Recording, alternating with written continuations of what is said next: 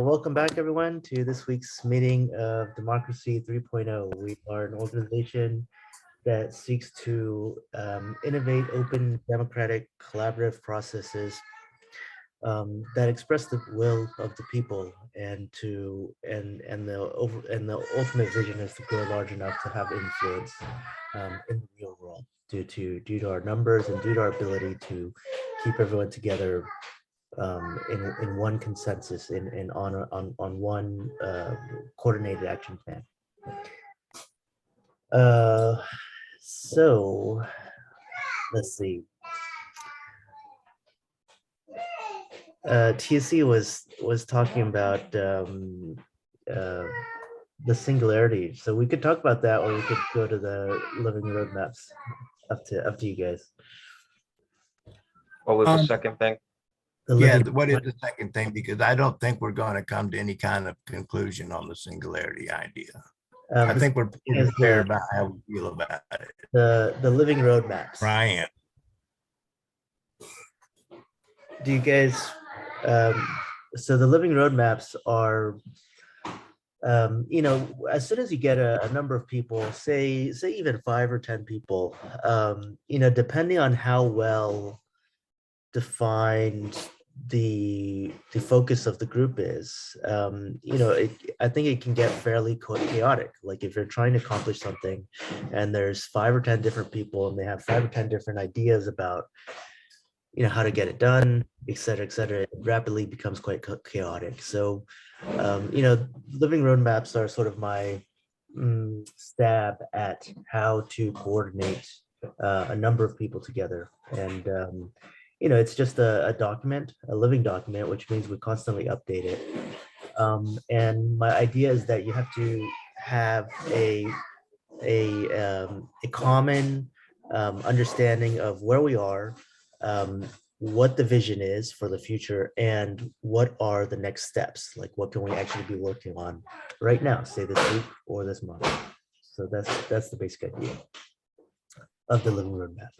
Okay, well, I maintain my position that at this point in time, we should be focusing on building a solid, durable, and independent network of communications, because the biggest thing I've seen so far is the left's inability to organize, because they each organization gets factionalized and ends up fighting itself. Yeah. Generally, they fight themselves not over concepts or ideas, but just over words. Yeah. Which is just insanity. What words are? I don't like. I have to change my language just to have a conversation with somebody. I want to say that, Nissan, I was in and out of the meeting earlier today that you were facilitating.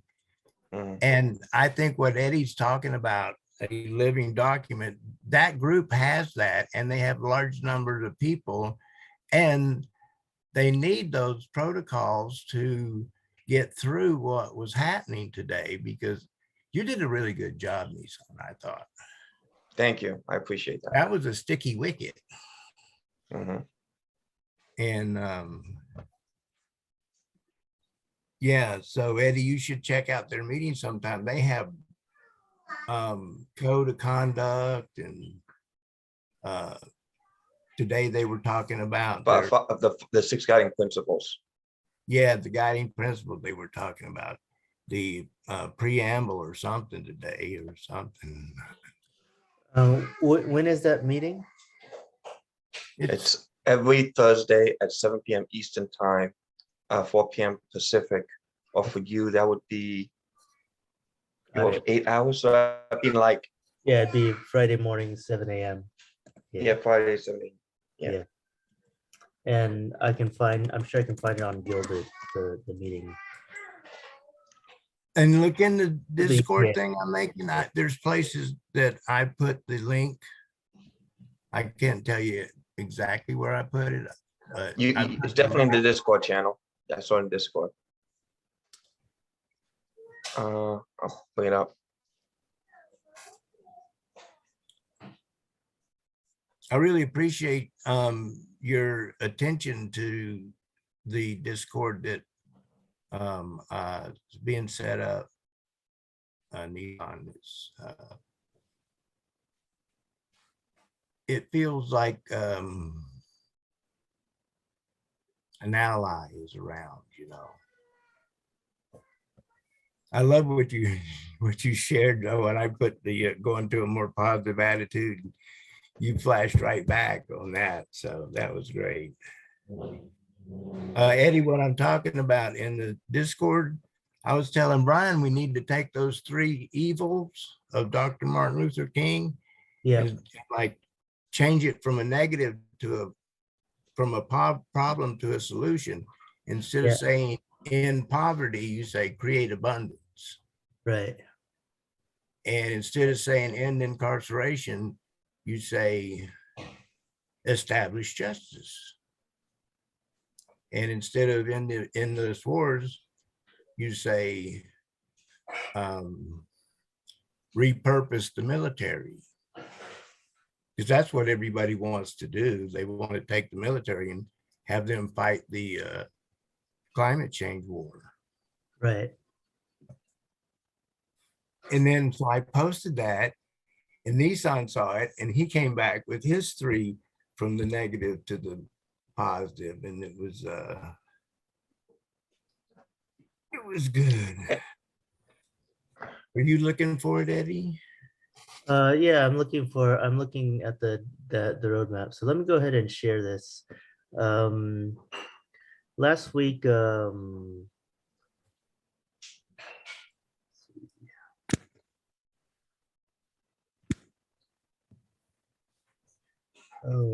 they're on Google Docs. I should share the Google Docs. Okay. Last week, we worked with TC. We worked a little bit on the vision of organizational collaboration. So the background is bringing organizations together can provide a lot of leverage. The vision is coordination of action between organizations across pollination of ideas and plans. Next steps like map or list of organizations, contacts between organizations.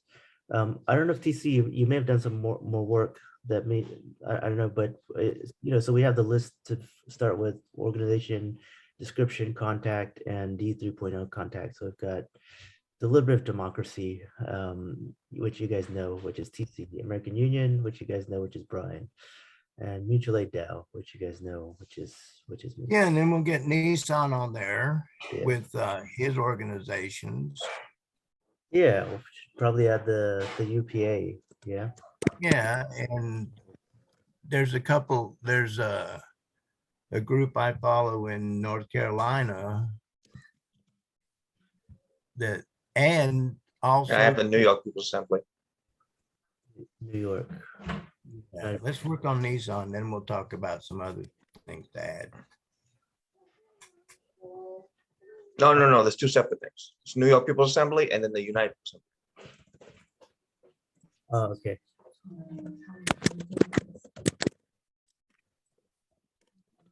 Nissan, what's the difference? In a word, how would you describe each of those? One is a New York People's, one of them is a party, New York People's Party.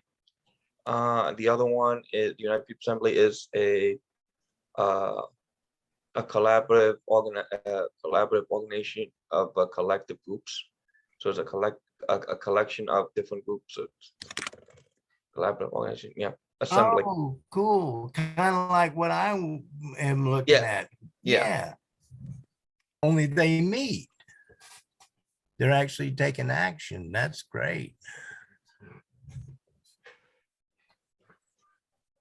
Yeah, New York actually is trying to form an electoral party. Yeah, in New York. What happened to Noe?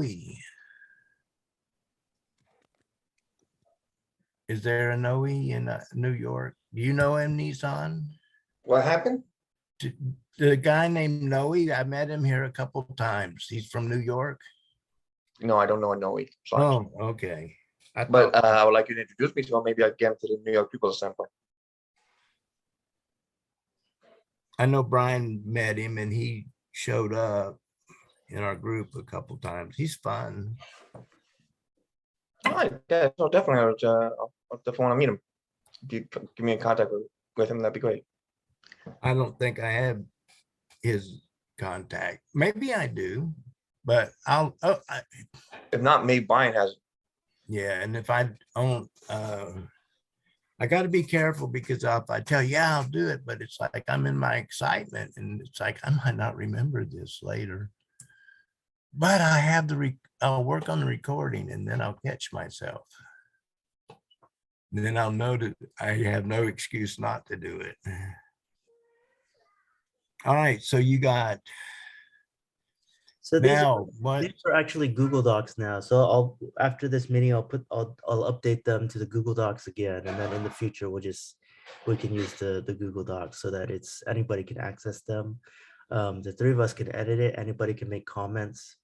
So let me document.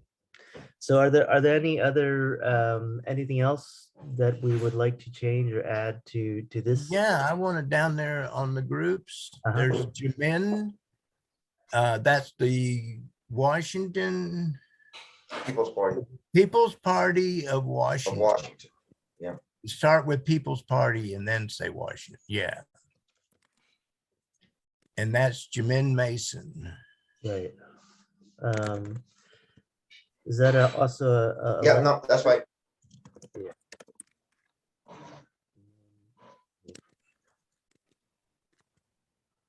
I guess we'll say, I mean, we knows him in the best. I think probably you do, Nissan, because you guys are in that meeting together on Thursdays. Oh, no, I'm not part of the Washington Party. Speak again. I'm not part of Washington Party, I'm part of New York. Do you, out of the three of us, would you say you know Jimin the best? Do you know Jimin? Are you sort of? I mean, I'm familiar with Jimin. I talked to Jimin at UPA. Yeah. I think you probably, I mean, we've all met Jimin. I'm not in regular contact with him. So I'm gonna put you, Nissan. Well, he doesn't answer my emails, I'll tell you that. He takes a while to answer back. He's the Washington State Assistant Coordinator. So I mean, Yeah. he's got a lot of responsibility. Yeah, And and he also does the Black Voice Collective. right. Right. I have both those on the server. Let's see. I feel like at some point we might sort of brainstorm. I don't know.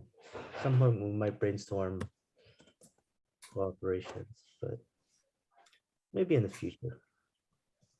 Let's leave that off for now. I feel like we'll work on it right away. Is there anything else you guys want to change or add to this? Because every living roadmaps, we've got to review them at least briefly every week to keep them alive. Because if we don't review them every week, we'll all just forget about them and they'll stop doing anything. Well, this is your baby, Eddie. So if you bring it up every week, then yeah. Yeah, okay. So if no other changes to this document, I'll close that out. Move on to the next one.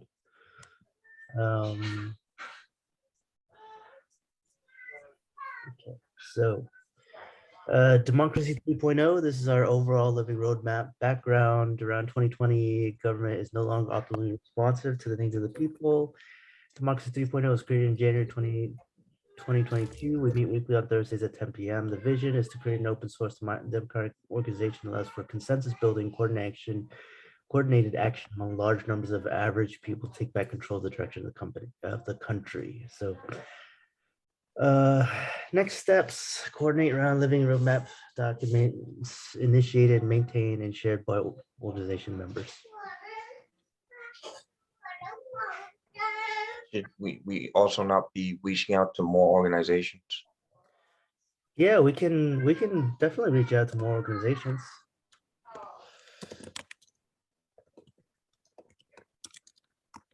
I think that's an excellent idea.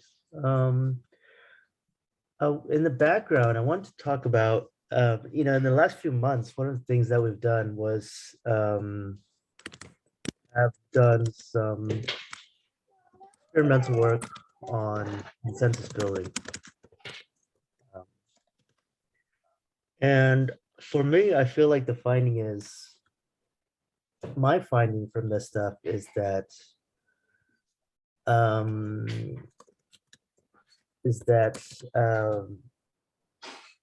you know, if we are a bottom up organization,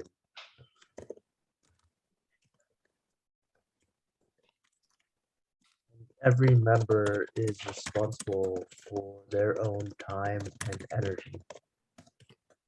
There's no need for a unified plan of everything. There's no need to coordinate everything that everybody does. You know, that's all ultimately to the person. How do I, let's see, how do I explain this clearly? Like, there's no need for the group collectively to go and say, okay, this week Eddie has to do X, you know, Nissan has to do Y, and TC has to do Z, and you know, there's no need for top-down direction. I think you're looking for the word delegated tasks. Right. There's no need for delegation necessarily. I mean, I think that the bottom up, the structure of the swarm philosophy is that, you know, somebody has an idea, somebody has an initiative, they start working on something, they share it with the group, and then other people who think, hey, this will work, and they want to join in, they can join in. So it's all about, it's not about direction and authority, it's about inspiration and, you know, people coming together around something that inspires them to action. And then the only need for consensus is if two initiatives are like 180 degrees, like one, you know, one initiative is moving for X, and the other, you know, group of people is moving for not X, then at that point, then you need to resolve the conflict. So in one of these documents, you have a document for initiatives. Go ahead. Eddie, I flashed on an idea here while you guys were talking that when Nissan said reach out to other groups, what we should do is start to make a reach out to the groups that we know about and start inviting them to send representatives to sit in this group, which would become a group of groups, just like United People's Assembly.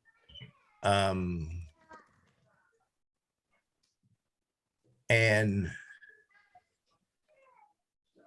the difference is we're just here to support each other and not try to come up with a joint mission like they are in the, you know, they're trying to decide, are they this or are they that? And Eddie's saying each individual can be what I call a page in the book. And the book we're writing, I wrote today, is that it's the protocol for the new, how we want to have the world work for all of us. Yeah. And I think that there can be a joint mission, but it doesn't have to be something where like the whole group's got to sit down at the very beginning and then spend the next year figuring out what the joint mission is. It can sort of arise organically where you're working on different stuff, you're coming up with different ideas, and the ones that everybody agrees with, you know, naturally a consensus will form, where, you know, we all agree that, say, you know, we got to reform democracy or something like this or whatever it is. Yeah.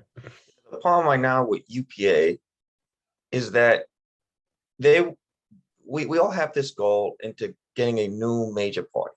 That's the goal, a new major party of the people. But the thing is that you gotta understand what does that actually mean? Okay, because these have legal definitions, right? So most of the people that are doing this are activists. So they did not have an understanding of legally what a party is and how you make a party, what is a national party. So simply put, so there's a group of people that did the work and did the research, and this is what they came out to say. A national party is simply a committee created by a certain number of state parties that come together to make the national committee. And with this committee, the benefit of having a national committee is basically an accounting system that allows more money to be spent on state and federal races to each state. So money from like Massachusetts or Michigan can go to paying for a governorship in Washington, per se, because there are legal limits onto which you can spend money on a candidacy. Federally, it's $2,500 per person. If you have that in like a party setting, that goes up to $5,000. But then if you actually go to a national, it goes almost uncapped, because the national committee acts almost like almost as a super PAC. So that's what that's for. There are recently been added rules into the election code.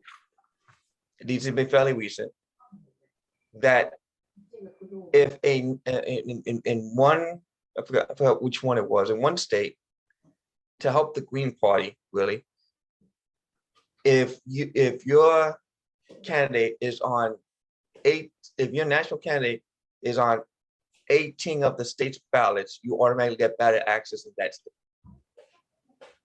Additionally, in some other states, you could get ballot access with 2% of national recognition of a national party. So those are the only benefits in having a quote unquote national party. What people were trying to do, right, was make a movement to make what you're ultimately doing is making a movement to make state parties, but they wanted to be solid. They wanted to say like every state party and call it the same thing, basically. So they want to make a party in each state and just call it the same thing. So the UPA party of whatever, the UPA party of this and that. And most members disagreed. They felt like they shouldn't be dictatorial and saying what the state party should be. Instead, just provide the tools for other states to make their own party. And once enough parties become available, it will naturally assume that those parties would naturally want to join together and form a national committee to gain those benefits. So that's basically what the argument is. Do we continue to help states and organizations build state parties and other services to help make state parties, so then a new party can come about? Or do we specifically, systematically go state by state and make a party in each state? Do we have enough states to form a national committee? That's the argument.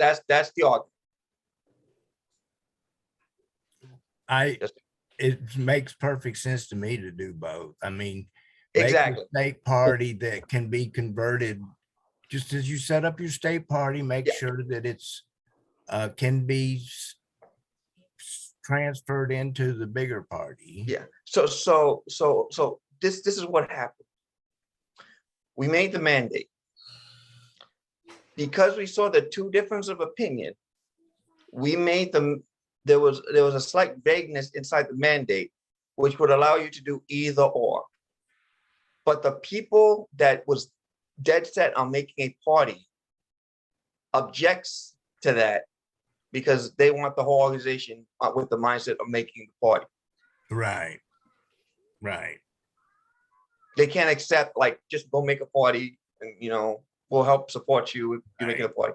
But we're here just to provide the tools to make parties. That's it. Okay. That is the conflict there. Well, Eddie, we don't want to make that mistake.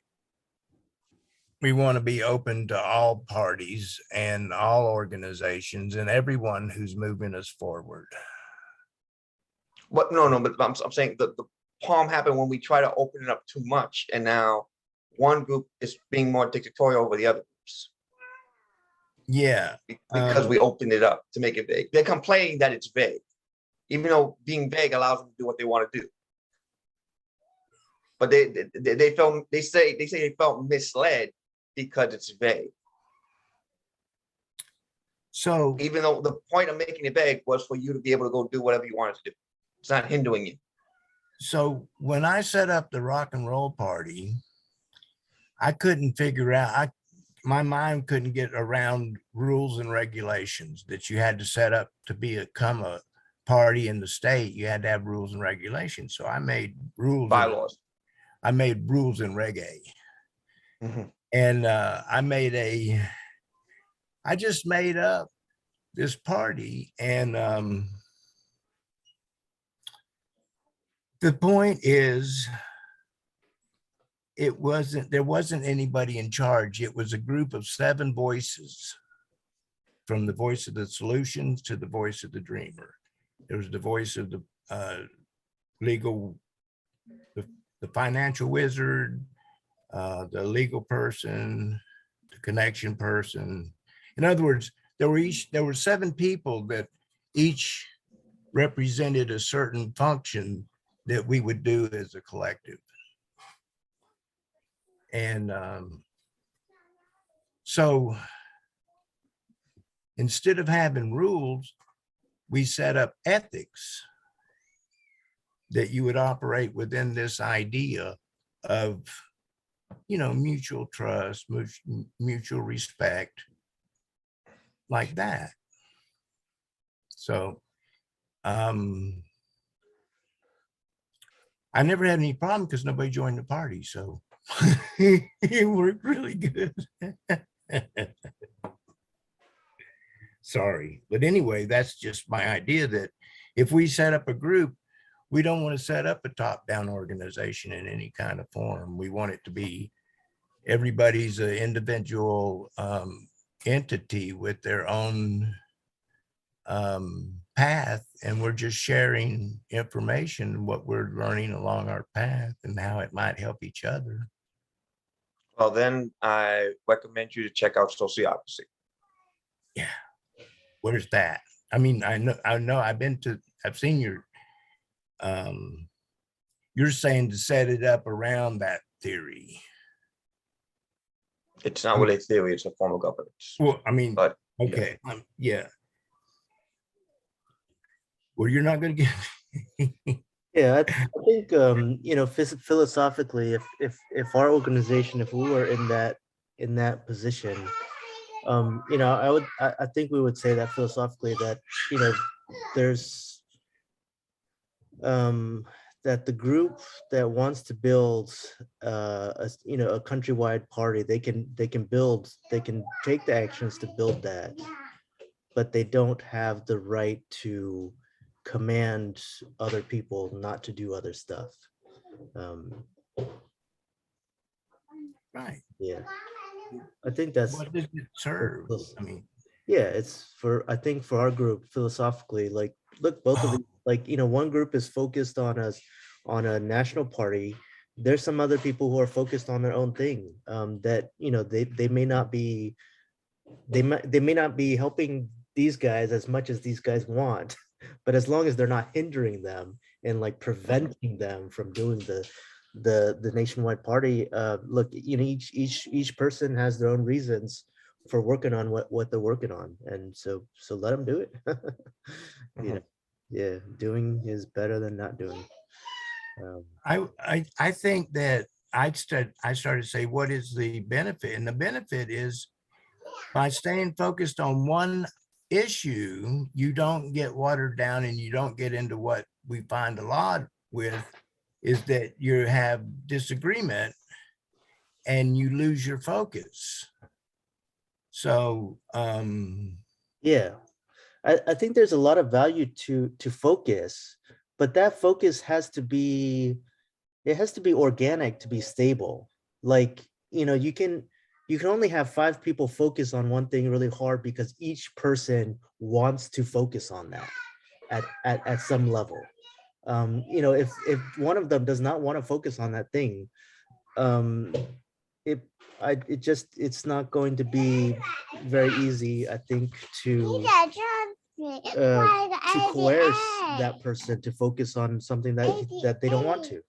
I just don't think that's a very efficient thing to do. Papa, you're the mom, but Papa, mom, Papa. Okay, we know. well, Nissan, what do you think about inviting people to meet with us on Thursday? I think it's a great idea. Okay, because I like it, and I can start getting used to emailing these people that I know about. You know, like the guy from North Carolina, I really like him, and there's a couple other people I would like to invite. That Yeah, I can invite like the UPA, the NYPA, the Wet Blaze, the Green Party, Bronx Green Party. I can invite groups. right on. Yeah, let's do it. Cool. Yeah, let's do it. More the merrier. I did see a Democracy 3.0 on the internet that wasn't us. Oh yeah, the name is taken, but that's okay. I think we're all right for now. We may have to. Oh, I don't think it matters to me anyway. It's, Yeah. I put the link to my group onto the Facebook because nobody ever looks at my Facebook, so I figured it was safe. Yeah. I think we'll be okay. So like I said, do you have a document of what was it called, initiatives? The initiatives, like the different initiatives of Democracy 3.0. Yeah, Yeah, these are the ones we're going through. So we've got Democracy 3.0, we've got election security, and you know, so far those are the things. We've got 3. I missed it. Can you go back? Yeah.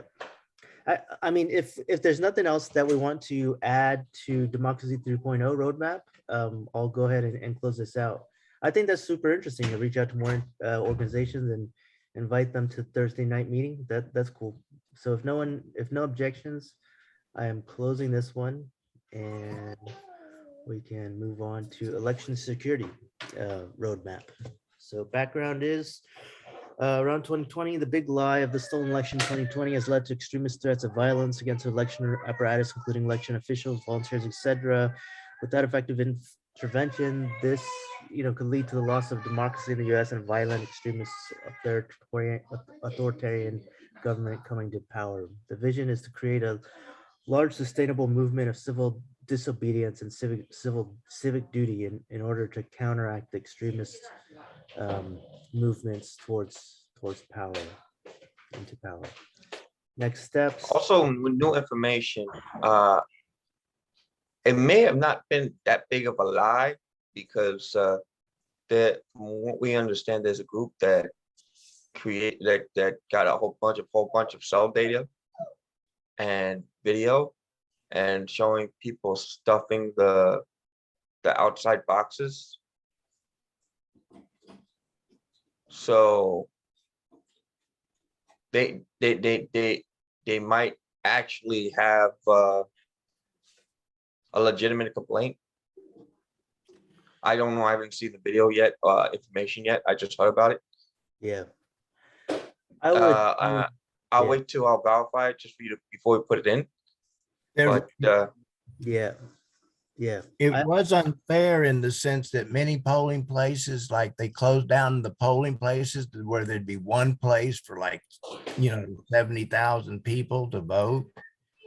oh, they do stuff like that all the time, but Yeah, so what I'm saying is, was it really a free and fair election when so many people had to jump through extra hoops to even vote? So, yeah, but I mean, I don't agree. Anyway, I yield.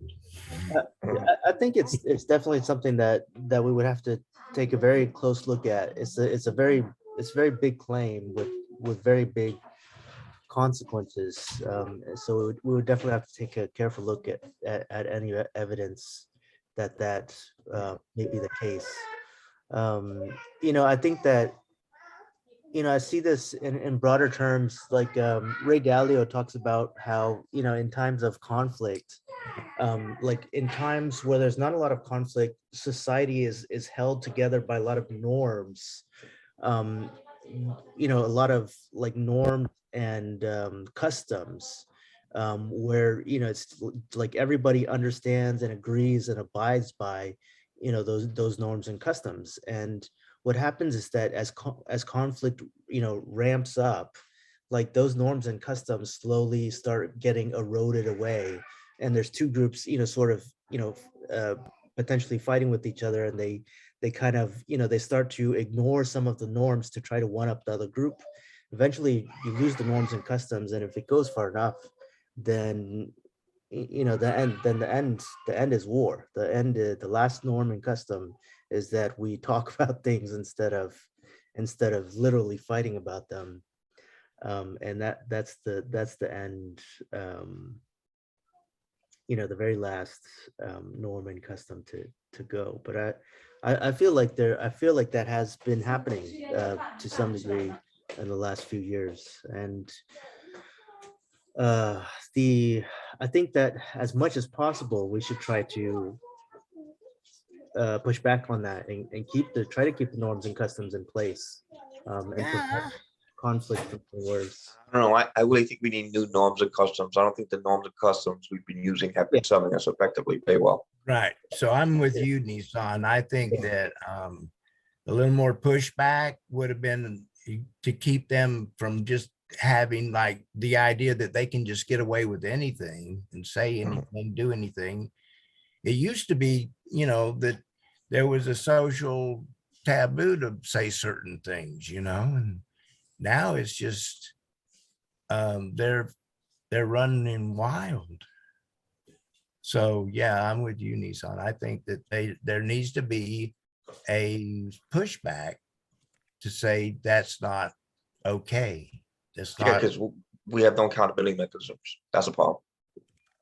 We have no, that's literally what's going on. We have a system that has no well accountability. right. Right. We were talking about that last night, that Mhm. do the we were talking about the police have a immunity, Mhm. and doesn't that come from the fact that we don't hold our political leaders accountable? And so it goes all the way from the top to the bottom. We don't hold anybody really accountable. And so I'm with you, Nisa. I've really come around to thinking your way. I mean, I'm not violent yet, but Mhm. I don't think you are either, really. No, but just because I'm not willing to start a fight does not mean I won't end one. Yeah, thank you. That's it. There you go. The enforcer. Boom.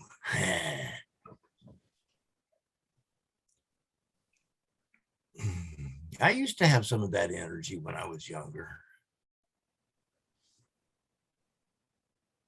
I never fought, and I mean, I was a carpenter, so I got to express a lot of physical energy to bang and beat on shit and tear stuff up and put shit together. Nissan, the claimed evidence of ballot stuffing, I'd want to take a look at it also. So you could forward that to me. when you're Sure. looking at it. Yeah. Well, oh, yeah, for you, we'll pick a time, we'll meet about it and Yeah. Yeah. Yeah. Did you see those videos I sent you, Denise, on the one that the, I saw part of one. I didn't get to see all of it yet. Uh, I will keep taking a look at the videos. It's just gonna take me some time. yeah, the TikToker with the afro, Yeah, he was, I mean, he was really pissed off that this was all recorded and rehearsed and it was planned out and it was just anyway. So he was, I can't remember exactly where he came to, but the other guy's the Jolly Ginger, and he's got that good old boy look with the missing tooth and kind of got that talk, and he was saying it wasn't a 14-year-old that went up there. That was the white society that did that, because we allow that shit to go on generation after generation after generation, and we don't do anything to stop it. And he says, if you're still sitting there now, you're what I mean, it's like you're not you're the problem. I want to propose and see if you guys have any objections to a strategy.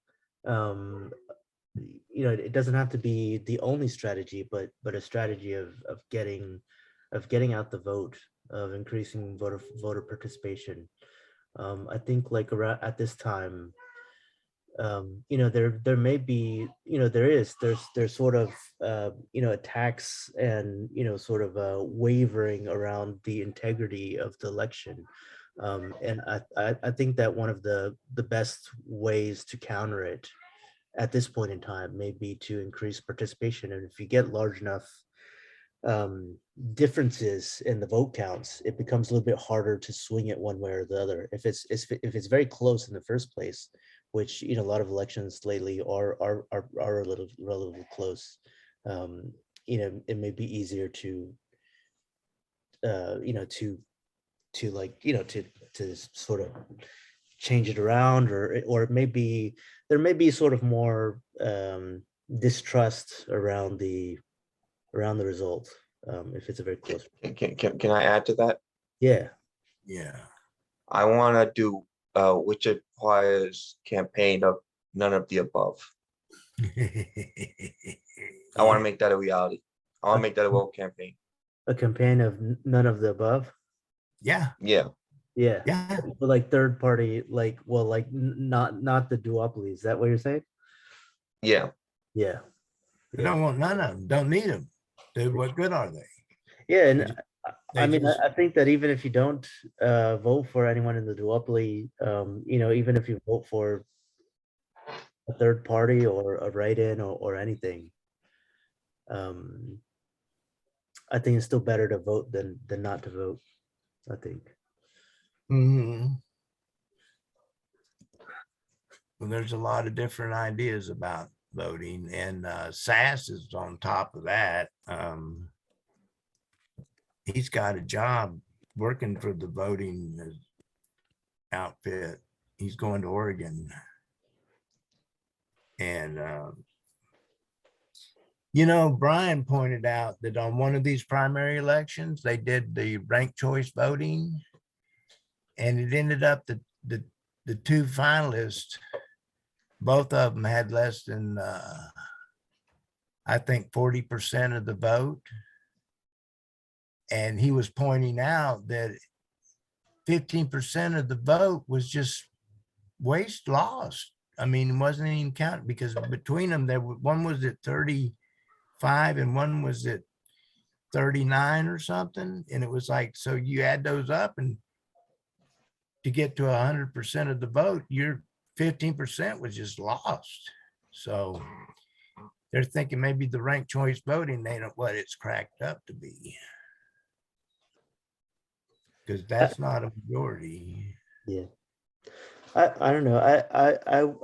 I feel like saying, I mean, for me personally, I would probably support a new party over either of the two, but I would still support the Democrats over the Republicans. I think the Republicans Mm, are most of the problem. And the Democrats are sort of, or they're sort of a problem in terms of, they seem to be a problem in terms of inaction. Like they don't do anything really great. Eddie, did you ever watch professional wrestling? Not, I mean, I've seen it. I don't really watch it, but I've seen it. Well, what it was that these guys, they were actually really good athletes, but they all worked for the same guy and they would write out a script and there would be a bad guy and a good guy. Yeah. Yeah. And they would battle it out and they would, one would be really starting to lose and he would come back and, Yeah. they would do that. I And it was all, could really, I've always been interested in martial arts and done a bit of martial arts. So I could, to me, it was like really, really obvious on the screen that they were not actually fighting. They were pretending to fight. right. And it was So like, I'm saying, to me, when I look at politics, yeah, I'm looking at professional wrestling. They all work for the Yeah. same person. There's a script. There's Yeah. good guys and bad guys. yeah, And then there's foils within the good guys, like that Yeah. mansion in yeah. there, or whatever her name is. It's kind of interesting. And it's kind of They're not fall interesting. There's like a few days ago, we talked a little bit about, during SAS's meeting about, the structural demographic theory and the idea that between conflict times, the elite tends to be sort of like relatively, cohesive, like it's one group. But then as you move into times of conflict, the elite actually tends to split, and you actually tend to get intra-elite conflict. And that's the times when you get wars, because only the elite really have the time and the energy and the influence to have those things. Common people generally don't. And we may be at a little bit of a time where there is some elite splitting. And so, it's there may be, maybe worth looking at how that might go, and what we could do to have the most leverage to benefit the common the common people, the people in general.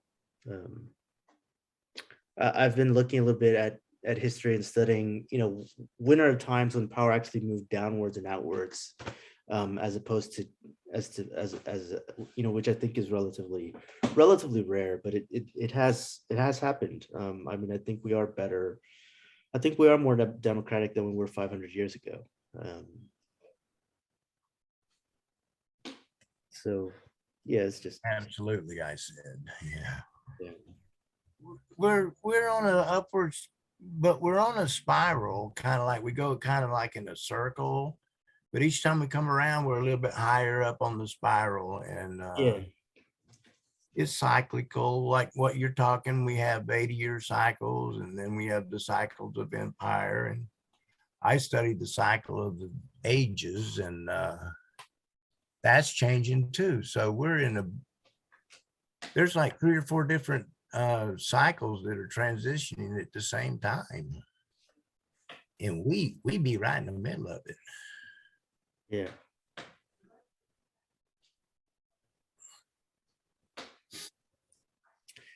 We're getting close to time. Does anyone want to, if no one wants to add or change anything else to this living roadmap, I'll close that. And we can just chat for a few more minutes.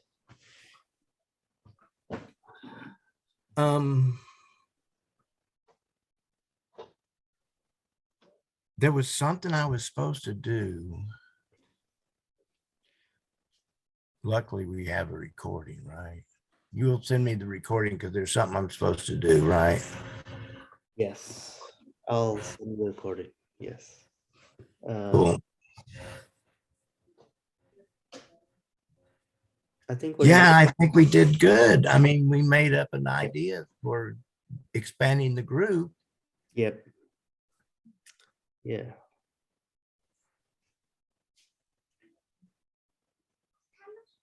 Yeah, because my Wednesday group is kind of like, I don't know. I enjoyed, you and the two women that show up but it's, I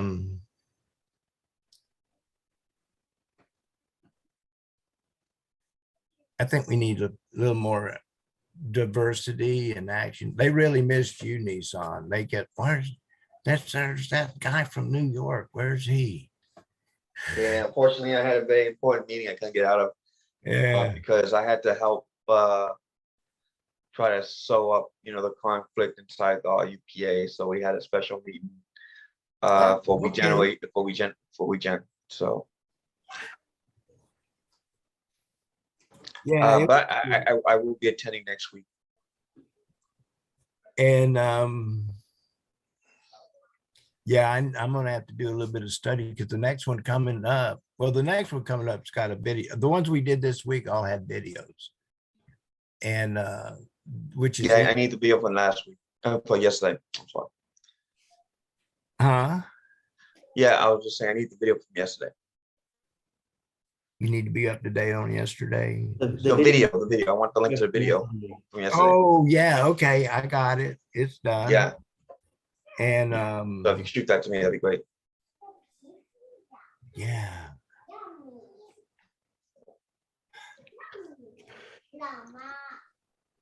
I think I'm gonna add a initiative to understand the cycles of history and what they say about where we're going, where we are now, and how things might develop. I think that could be useful, and I'm interested in that stuff. So I'll do that. I'll do that this week. Mhm. Well, if unless anybody else has anything to add this week, I'll say I that. do have one more thing. Yeah, go ahead. I saw a very interesting and powerful video again. I don't have, maybe next time we could see it and watch it, but it was a video of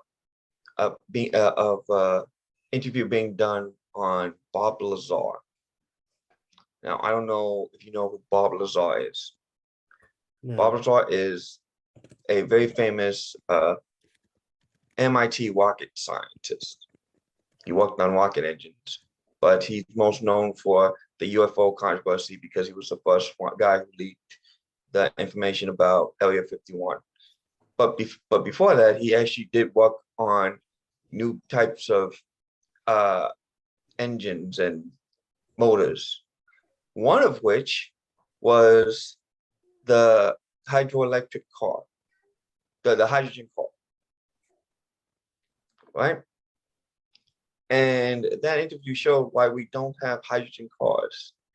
And basically the reason why is because one of the key materials you need to hold a bunch of hydrogen and store it in a way that could actually get you large mileage, called hydride, is made with a material known as lithium-6. This material can only produce doing transmutation inside a particle accelerator. But also the reason why we don't have this is because this particular material is listed as a weapon grade material. So it is, it's federally banned from being sold. So I just want to put this in perspective. We have the tools and technology to solve our crises. Yet once again, because of bureaucracy, we choose not to. Just sit with that for a moment, and that I will conclude with. Good night. Hi, peace on. All right. Good note to end it on. See everybody back next week.